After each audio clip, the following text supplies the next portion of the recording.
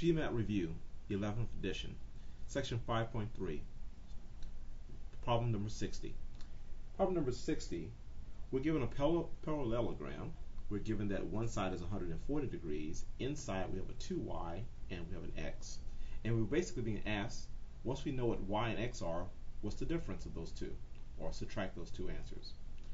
Okay, well, this is a parallelogram. I know that the outside here angle and the inside wide angle here are the same. So 2y will be the same thing as 140 degrees. Divide everything by 2, y is 70 degrees, or 70. Also, the angle x will be the same as the smaller angle right here. Well, the entire angle here is 180 degrees.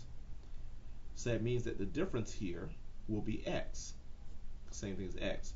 So x will be the difference between 180, the entire angle, and the outside angle of 140. So x equals 40. So y is 70, x is 40, the difference is 30. Next, 64. 64, we have a set A which contains 2, 3, 4, and 5. We also have a set B that contains the numbers 4, 5, 6, 7, and 8.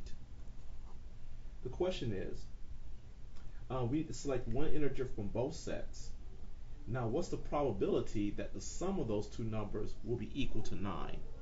Now, to get probability, we need all the possibilities first. So there are 4 possibilities here for A that we can use, and there's 5 possibilities for B that we can use. So the combination of those two will be a total of 20 possible combinations. So now, what of those combinations will make a 9? Well, let's start with 2. I can put the 2 here with the 7, that'll make a 9, so that's one number that will do it. The 3 and the 6 will make a 9, so that's another number, that'll make a 9. The 4 and the 5, that'll make a 9, so that's another. I'm tallying those, just counting them up. And 5 and 4 will also make a 9. So that's about 4 tallies, or 4 numbers that will create a 9 if I add the 2. So that's 4 out of a total 20 possibilities, which is 1 out of 5, and 1 out of 5 is 0.20. And so that's my possibilities of getting a sum that is 9 out of the total 20. Next, let's take a look at 68. Now, 68, it says the temperature in degrees of Celsius recorded at 6 in the morning. So this is all at 6 a.m. With various parts of a certain country were 10 degrees, 5 degrees, -2 degrees, -1 degrees, -5 degrees, whoa, and 15 degrees. And they want to know the median. Well, in order to find the median, we have to put these in order and find out what's in the middle. So the top will be 10 degrees, then next is 5 degrees, and nope, sorry, I skipped one. 15 will be the highest. So let's start that again. 15 is actually the highest, then the 10 is next, and then the 5 degrees. Then the next lowest would be the -1, the -2, and then the -5. Okay, so so that's our order.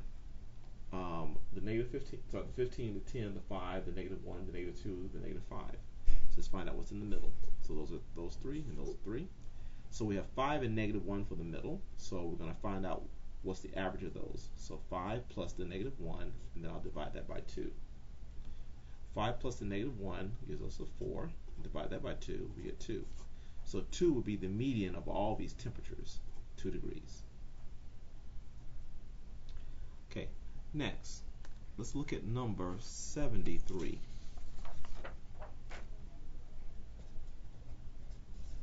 73, in the Johnson's monthly budget, the dollar amount allocated to the household expenses, food, and miscellaneous items are a ratio of 5, 2, and 1. So we have household expenses, We also have food, and we also have miscellaneous. And they say that the ratio for that, this is 5 to 2 to 1. If the total amount allocated to these three categories is $1,800, what amount is allocated to food? Well, food is 2 out of the total. Well, the total for this will be 8. So I'll divide this by 8, and then that'll give me 1, and I'll multiply by 2. So let's take this number here, divide this by 8, because we have a total of 8 here. So 180 divided by 8, we get 225.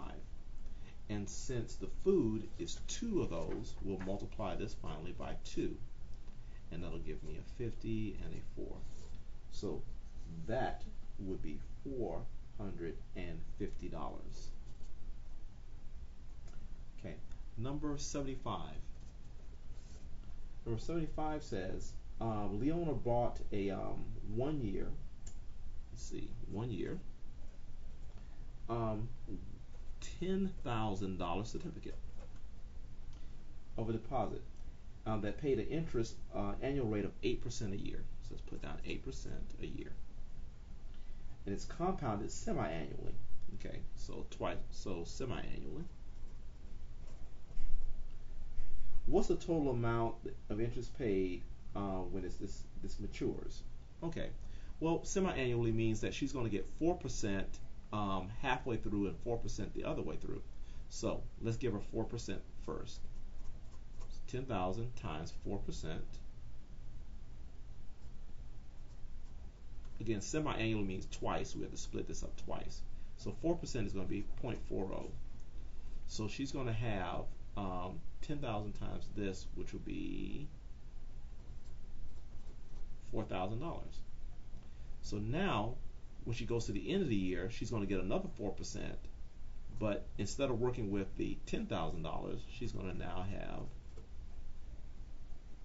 $14,000. Let's see. Oh, sorry. That's 40%. I didn't use 4%.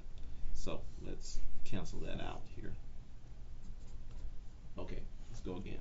She has $10,000 and 4% half the year, which means 0.04.